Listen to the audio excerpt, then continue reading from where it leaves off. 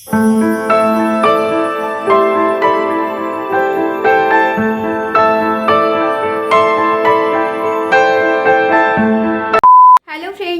Back to my channel. আমি সুতৃষ্ণা চলে এলাম তোমাদের জন্য নতুন ভিডিও নিয়ে। আজকের হচ্ছে সরস্বতী পুজোর দিন, আর সরস্বতী পুজোর দিন আজকের রাত থেকেই কিন্তু এখানে খুব বৃষ্টি হচ্ছিল, যদিও এখন কিন্তু একটু হালকা রোদ উঠেছে।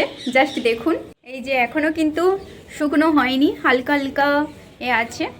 আর এই যে দেখুন পায়রাটা কীরকম হয়ে আছে, আর পুরো রাস্তা কিন্তু ভেজা, দেখতেই পাচ্ছেন পুরো রাস্তা ভেজা, পুরো মানে হালকা জাস্ট রোদ উঠেছে। সবার সরস্বতী পুজো খুব ভালো কাটে, কিন্তু আমার সরস্বতী পুজো কিন্তু কোনোদিন ভালো কাটেনি, মানে সেভাবে ভালো কাটেনি। কিন্তু হ্যাঁ, যখন ছোট ছিলাম তখন অবশ্যই ভালো কাটতো, কারণ আমার মামা বাড়িতে সরস্বতী পুজো হয় আর খুব আনন্দ হয়। আর এখনও পর্যন্ত আমি না, সবাই বলে যে স্কুলের সরস্বতী পুজো বা কলেজের সরস্বতী পুজো খুব ভালো লাগে মেয়েদের কাছে, কিন্তু আমার কাছে আমার মামা বাড়ির সরস্বতী পুজোটাই সারা জীবনের জন্যই স্পেশাল। এমনকি আমি যখন স্কুলে পড়তাম তখনও পর্যন্ত আমার মা যেহেতু টিচারশিপ করে, তো ওই স্কুলে হয়তো গিয়েছি, কিন্তু মানে যখন কোনো পার্টিসিপেট করছি বা কিছু কোনো হয়তো গান, আবৃত্তি, নাটক, এই সমস্ত কিছুতে যদি পার্টিসিপেট করি তাহলেই থাকি, আর না হলে কিন্তু মামাবাড়িতে চলে আসা হয়। আর মামাবাড়ির পুজো সেই ছোট্টবেলা থেকে, মানে সেটার একটা আলাদাই আবেগ, যা কোনো দিন আমি হয়তো আর কোনো দিন পাবো না, কারণ আমার মামা দাদুও মারা গেল। তো কি বলবো, আমার খারাপ তো লাগে অবশ্যই, কিন্তু কিছু করার নেই। আর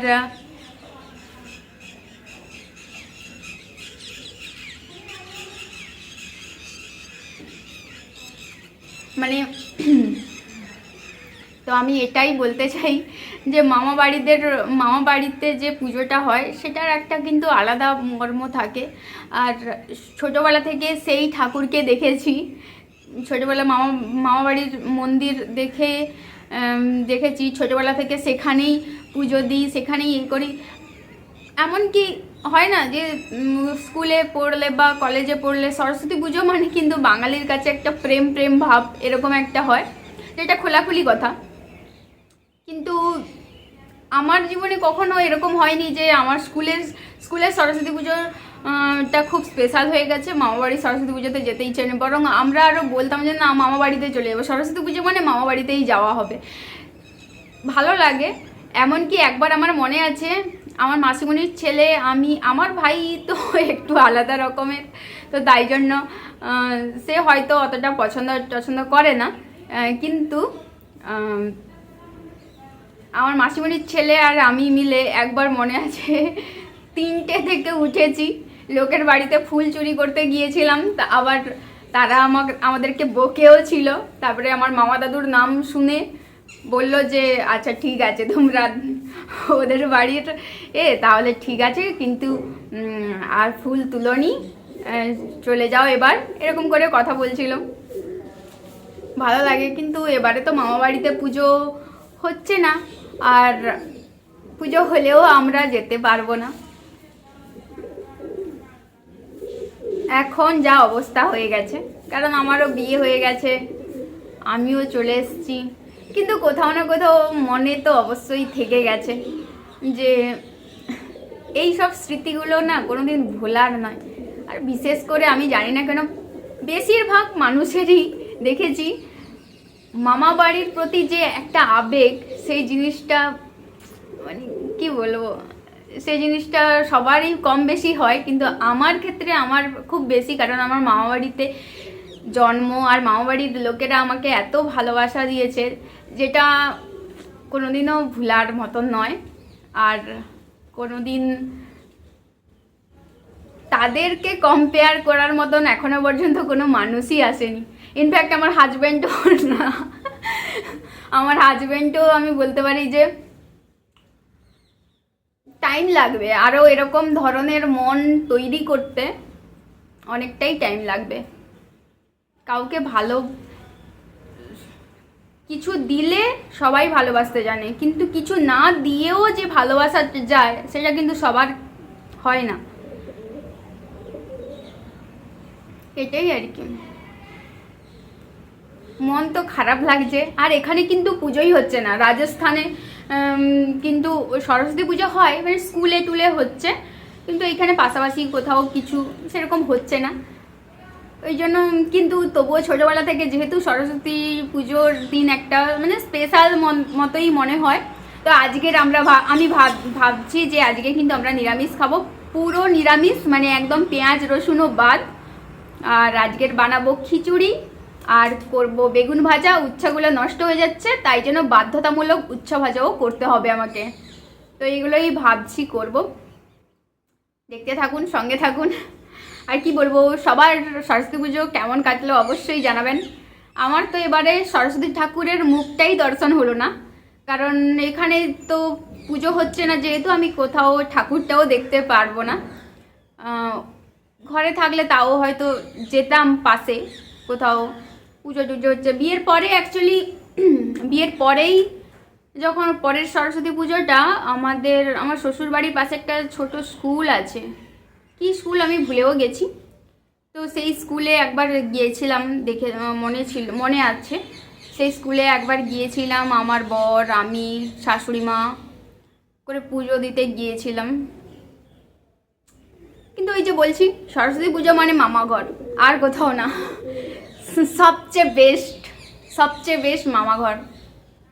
সেখানে অথচ কেউ নেই, মানে কোনো আমার চেনা জানা তেমন কেউ নেই, আমার বন্ধু বান্ধবই নেই। আমাদের গ্রামের মানুষরা আমার অ্যাকচুয়ালি কেউ বন্ধু বান্ধব নয়, কারণ আমি তো ছোটোবেলা থেকেই যেহেতু চণ্ডীপুরের থেকে করেছি, তো তাই জন্য আমার কোনো বন্ধু বান্ধবী নেই। কিন্তু তাও যেন কোথাও না কোথাও সরস্বতী পুজো মানে মামা ঘর। খুব মিস করি এখন অ্যাকচুয়ালি। এবার পরপর বড় হয়ে যাচ্ছি, কি হবে জানি না, কিন্তু জানি না কেন আজকের মনের কথা বলছি। খারাপ তো লাগছে, কিন্তু কিছু করার নেই, এটাই হচ্ছে জীবন। জীবনে কিছু খারাপ হলে কিছু ভালো হবে। আর আমি দেখেছি আমার সঙ্গে এইটুকু যদি ভালো হয় তাহলে এতটা পরিমাণ খারাপ হয়ে যায়। জানি না কেন, হয়তো আগের জন্মে হয়তো খুব পাপ কিছু কাজ করেছিলাম মনে হচ্ছে যা। তো চলো না, আমি কিন্তু এখনো পর্যন্ত খাইনি কিছু। আমি ঠিক আছে যে সরস্বতী ঠাকুর, কিন্তু আমার একটা সরস্বতী ঠাকুর আছে ছোট করে, আমি আপনাদের সঙ্গে দেখাবো আপনাদেরকে।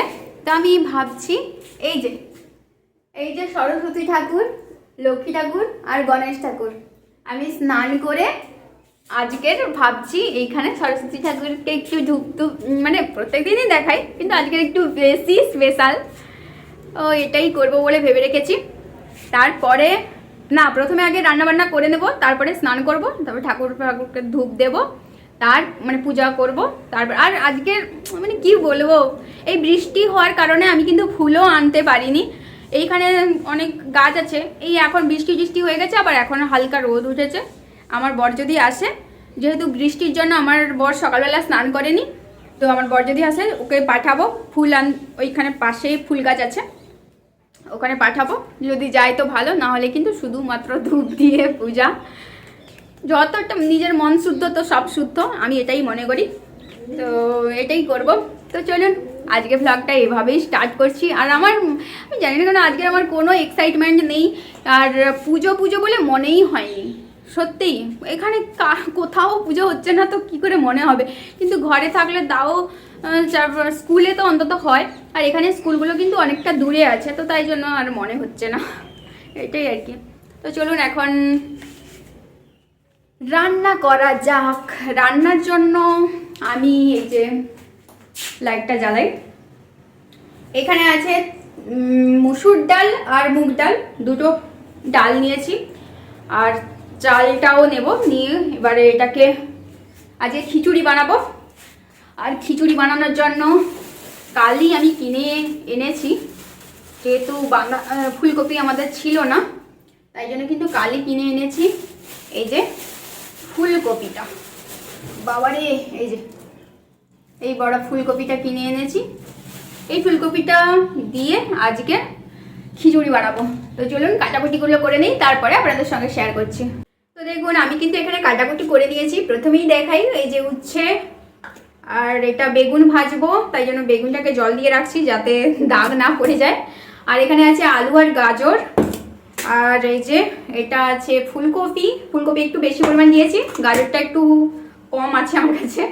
আর এই যে এটা আছে মটরশুঁটি। এখন কাটাকুটি কমপ্লিট করে দিয়েছি, এখন রান্নাটা চাপিয়ে দেবো। তো কড়াইতে তেল দিয়ে প্রথমেই আলু আর গাজরটাকে ভেজে নেব। আলু, গাজর আর এই যে ফুলকপি দিয়ে দিলাম।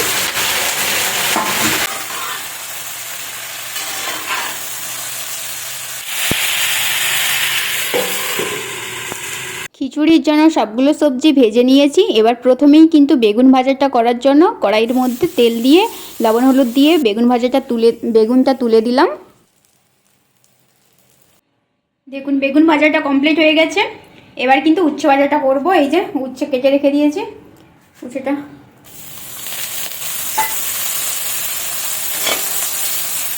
তো এই যে দেখতেই পাচ্ছেন এখানে বেগুন ভাজাটা কিন্তু হয়ে গেছে, আর এই যে উচ্ছে ভাজাটাও হয়ে গেছে।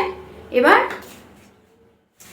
এমনি ফুলকপি, আলু, গাজর এসব তো ভেজে নিয়েছি। এবার বাকি সব কিছু এবার মানে কি বলবো, খিচুড়ির জন্য যা যা প্রসিডিওর আছে সব কিছু করছি, এখন দেখতে থাকো। প্রথমেই কড়াইতে তেল দিয়ে এই যে তেজপাতা দিয়ে দিলাম আর শুকনো লঙ্কা দিয়ে দিলাম, আর দেব গোটা জিরে, বেশ কিছু পরিমাণ দিয়ে দেবো।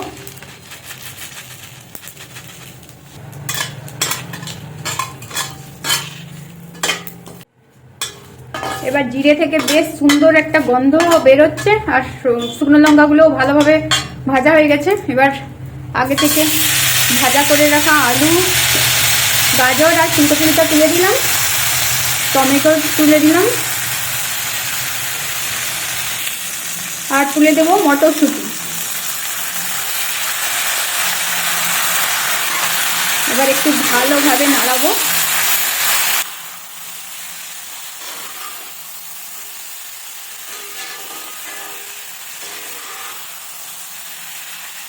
এটা আছে ডাল আর চালটাকে সেদ্ধ করে রেখেছি, আর এই যে ভাজা হয়ে যাচ্ছে। এবার কিন্তু তুলে দেব।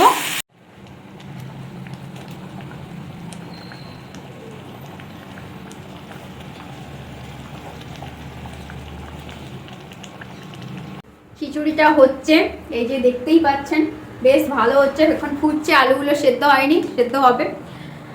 আমার মনে পড়লো আপনাদের সঙ্গে একটা কথা শেয়ার করতে ইচ্ছে করলো, তাই জন্য বলছি। আমি যেবারে বিয়ে করলাম তার সেইবারে পুজোতে এরকম গিয়েছিলাম আমি আমার বরের সঙ্গে, কিন্তু এর আগের বছরটা মানে 2025 সালে যে সরস্বতী পুজোটা, সেটা কিন্তু মামার বাড়িতে গিয়েছিলাম। মামার বাড়িতে গিয়ে সমস্ত আমার ভাই বোনরা এসছিল, মানে আমার মাসিমণির ছেলে, মামার মেয়ে, সবাই মিলে আমরা গিয়েছিলাম। আমাদের ভাই বোনদের মধ্যে কিন্তু এখনো পর্যন্ত খুব ভালো মিল আছে, আর প্রচণ্ড মানে কি বলবো, ওদের সঙ্গে ঘুরতে যেতে খুবই ভালো লাগে। একবার গিয়েছিলাম এইবারে, তো আমার বরের সঙ্গে আমরা সবাই মিলে গিয়েছিলাম একজনের বাড়িতে। এখন কি করেছে, আমার ভাইটা এত দুষ্টু, একটা মাসিমণির ছেলে ভাই আছে, এত দুষ্টু, সে কি করেছে, আগুন ধরিয়ে দিয়েছে, ধরিয়ে দিয়ে খড়ে করে দিয়েছে, খড়ে ফেলে দিয়েছে। ব্যাস, সে বুড়ি এসছে, তোদের নামে আজকে করবো, তোর বাবাকে বলবো, করবো, এরকম করে ভয় দেখাচ্ছে। মানে সে একটা খুব তারপরে আমার ভাই আবার এত দুষ্টু, সে কি করছে, আগুন নেভানোর জন্য জল পায়নি বলে পেচ্ছাপ করেছে। তো এটা আমার মনে পড়ে গেল, খুব ফানি একটা ব্যাপার হয়েছিল। আর আমার বোনের যত বান্ধবীরা ছিল সবার সঙ্গে দেখা করিয়েছিল, বেশ ভালো লাগছিল। তারপরে আবার আমার ভাইয়ের বন্ধু বান্ধবীদের সঙ্গে দেখা করেছিল, বেশ ভালো লাগছিল। আর আমরা গিয়েছিলাম অ্যাকচুয়ালি আমার মায়ের স্কুলে, মা যেই স্কুলে পড়াশোনা করেছে, আমার বাবা যেই স্কুলে পড়াশোনা করেছে, সেই স্কুলে কিন্তু আমার মামার মেয়েও পড়াশোনা করে, মাসিমণির ছেলেও পড়াশোনা করে, তো সেখানে গিয়েছিলাম, আনন্দ পাচ্ছিলাম। যেহেতু মায়ের স্কুল বলে কথা, মা মাসি মামা, মামা মামা কি পড়ছে না, মানে মামা ওই স্কুলে পড়ছে না কি জানি না, মামা তো শুনেছিলাম মামা দাদুর স্কুলে পড়েছে, আমার ঠিক মনে নেই, মানে আমি ঠিক জানি না। তো বেশ ফানি ব্যাপার, স্কুলে গিয়েছিলাম। আর তারপরে যেহেতু মানে আমাদেরকে সবাই চেনে বলে এই জন্য কত খাতির যত্ন, সেই স্কুলের মাস্টার মশাই টশাই সবাই মিলে আমাদের কত খাতির যত্ন করছে। তারপরে কি বলবো, সে আমার বোন আমার বোন আবার বলে দিচ্ছে যে এটা আমার পিসিমণির মেয়ে আর বর, সবাই মিলে খুব খাতির যত্ন করছিল, আনন্দ করেছিলাম। তারপরে রাত্রে আবার অনুষ্ঠান দেখতে গিয়েছিলাম, আমার বোন পার্টিসিপেট করেছিল, আমার ভাই পার্টিসিপেট করেছিল, বেশ মজা হয়েছিল। এর আগের বছরের সরস্বতী পুজোটা কিন্তু খুবই ভালো কেটেছিল। আর মামা দাদুর অসুখ মানে শরীর খারাপ ছিল ঠিকই, কিন্তু ওই সময় কমসে কম একটু পূজা পার্বণ করতে পারছে। এর আগের বারে লক্ষ্মী পূজাতে তো একদম উঠতে চলতে এরকম পারছিল না, কিন্তু এইবারে কিন্তু মানে ওইবারে পুষ্পাঞ্জলি টলি দিয়েছিল, বেশ ভালো লাগছিল। মামা দাদুও একটু সুস্থ হয়ে গিয়েছিল, তো তাই জন্য মনটা বেশ ভালো লাগছিল। এর আগের বারের সরস্বতী পুজোটা সত্যিই খুব ভালো কেটেছে, ভাই বোনদের সঙ্গে, বরের সঙ্গে সবার ভালো কেটেছে।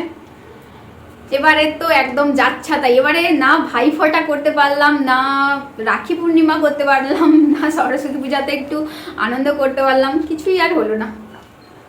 এই করতে করতে ধীরে ধীরে এইরকম করতে করতে সমস্ত অনুষ্ঠানগুলো হারিয়ে যাবে আমাদের জীবন থেকে। আর কি বলবো, শেয়ার করতে ইচ্ছা করলো তাই ভাবলাম আপনাদের সঙ্গে শেয়ার করি। আর আমি তো বক বক করার লোক পাই না, তাই জন্য ভাবি যে আপনাদের সঙ্গে শেয়ার করি আমার ভিডিওগুলো। যারা দেখবে তারা কমেন্ট করবে অবশ্যই, তো কমেন্ট করলে আমারও ভালো লাগবে যে কি বলতে চাইছে বা কি, আমার বেশ ভালো লাগে এরকম। তো চলুন, এইটা হতে হতে তো আমি স্নান করতে যেতে পারবো না, তো এটা হয়ে গেলে আমি স্নানে যাব, তারপরে পুজো করব। সরস্বতী পুজো স্পেশাল খিচুড়ি তৈরি করেছি, দেখতেই পাচ্ছেন কতটা সুন্দর হয়েছে। অনেক পরিমাণ সবজি দিয়েছি, মটরশুঁটি, গাজর, ফুলকপি, আলু সব কিছু দিয়েছি। আর এপাশে আছে বেগুন ভাজা, উচ্ছে ভাজা। তো